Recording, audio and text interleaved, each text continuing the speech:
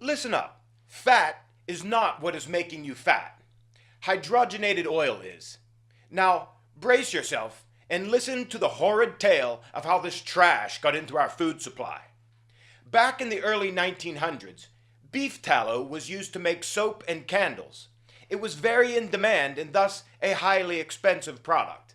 However, with the brains of chemist Edwin Kayser and the patent of Wilhelm Norman, the Procter & Gamble company created the infamous hydrogenated oil by forcing hydrogen to bond with cottonseed oil at unnatural pressures. This turned the liquid oil into a solid of similar consistency to the expensive tallow which they sought, allowing them to escape its exorbitant market prices. They now could make all of the inexpensive soap and candles that they desired. However, it was somewhat short-lived, because electricity was on the rise and candles were becoming a thing of the past. Now scrambling for ways to utilize their new monstrous creation, they turned to their old archenemy, tallow. They set about conducting experiments to see if humans could actually eat their soap candle-making gunk, and in 1911 they set it on the market as Crisco, which is short for crystallized cottonseed oil. Yes, folks, that's right. It was designed for candle and soap making. Never was it intended for food. It is unnatural and cannot be processed by the human body, a fact which took the oh-so-honest FDA over 100 years to realize and admit to.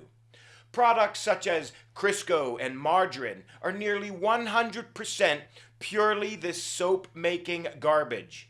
Please note, the original margarine, back in the late 1800s, was completely different than our modern variety.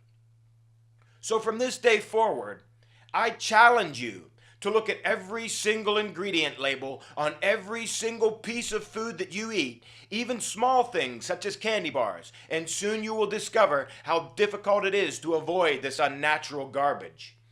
Never eat it, ever, whether it is fully or partially hydrogenated, or even disguised as shortening.